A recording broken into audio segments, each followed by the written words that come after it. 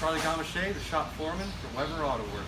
Today we're working on that 68 Firebird Part 3. You can see what we've got here is our wiring done for our cooling systems. This is our condenser. It has running its own fan. We're still in the process of making lines. And you see up on the top here, we've got our big 4-row aluminum radiator. That's really going to keep this bad boy clean and cool. Durali fans, we got 2 of them there. This is the Vintage Air front runner system.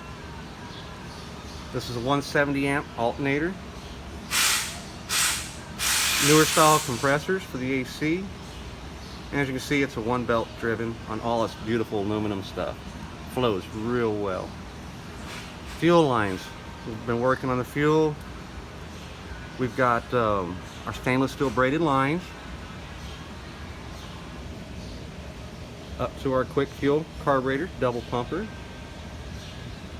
You can also see that we have AN fittings. Everything's all in AN fittings.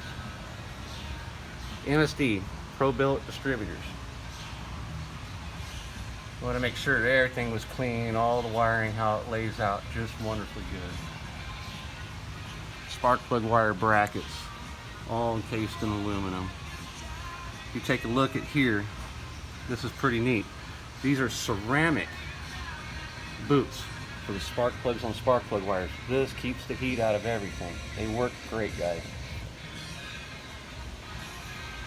Front here, we're going to talk a little bit more about cooling. This San Antonio is hot, and you want the best of cooling you possibly get for any component in an engine or a car. This is a power steering cooler.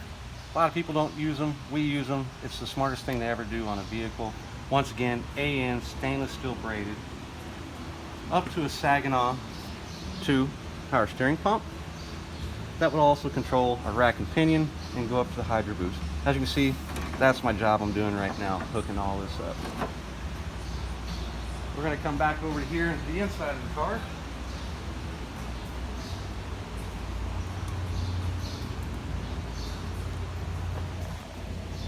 As you can see, we've got the new generation Vintage Air system installed in here. I'm still putting the hoses up to everything, so still wiring a little bit for the radio that they wanted installed. This is also the new Vintage Air panel. This is all electronic. This is the coolest thing that just came out. It looks original, but it's electronic and it's only that thick. Great, awesome stuff. This here is original, well, it's aftermarket 68 Firebird console. Remember, we have the T56 transmission in it. We want it to look original like it was supposed to be. So it's a lot of work to install. We have nice little cool features to put your cell phones and stuff like that. When I did the wiring on this car, I did its own fuse panels that control various different things. All electronics are hidden inside the console, so it was a lot of work to make sure that everything fit in there and give it that nice clean look. And still working in this area, getting the radios fit, all that, finish up my hose work, so we get the glove box in and whatnot, and the new kick panel speakers that they wanted installed. So we're still working on that, but the interior is slowly getting there.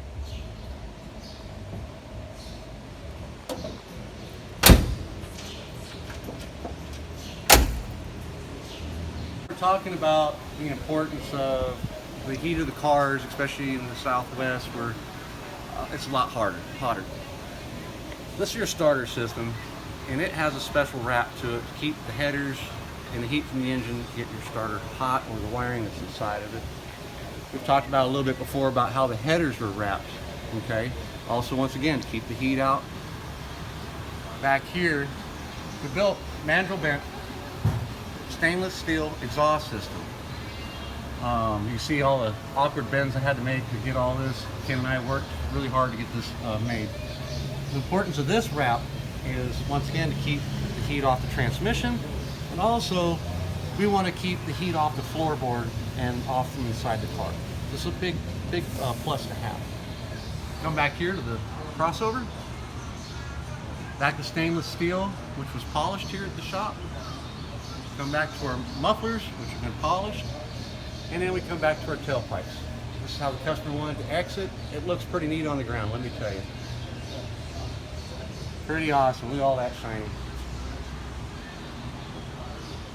the other things that I wanted to talk about was restoring cars versus just buying parts and putting them on it. Restoration is the #1 key to anything, because you got the original part, if at all possible, to restore that part. So I'm going to show you what we've got going on. We're going to talk about the front bumper a little bit, some of the stuff that I did. I didn't get a chance to talk to you about the rear bumper, but the front bumper, the insides of the front bumper, as you can see, I paint them. It's all been painted. And the reason why they're painted is if you look at the old bumper, look at that, all that rust in there.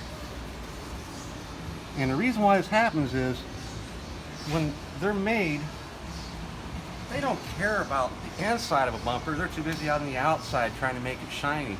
So as it goes through all this chemical stripping process, a lot of that's bare steel.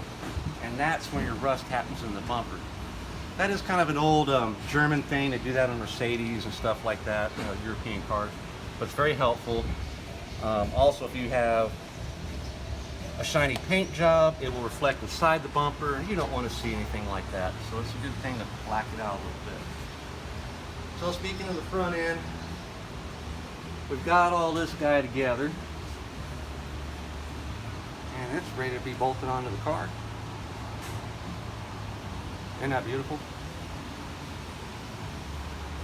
Once again, we're going to be back to what I was talking about, restoration and trims and chrome. I'm not going to go too far on who manufactures what, but you can see this is a brand new part. It looks shiny. Then you kind of come across and look what happened. It looks like somebody took a paintbrush to it. They just stopped finishing the process of the chroming. That's aftermarket. Once again, we're going to go to trim. This is for the rear window. This trim piece goes together as such. Look at that quality. Isn't that horrible? Just pokes up right there. It's all dented. You can see the line right there is no good. It's like it's not even finished.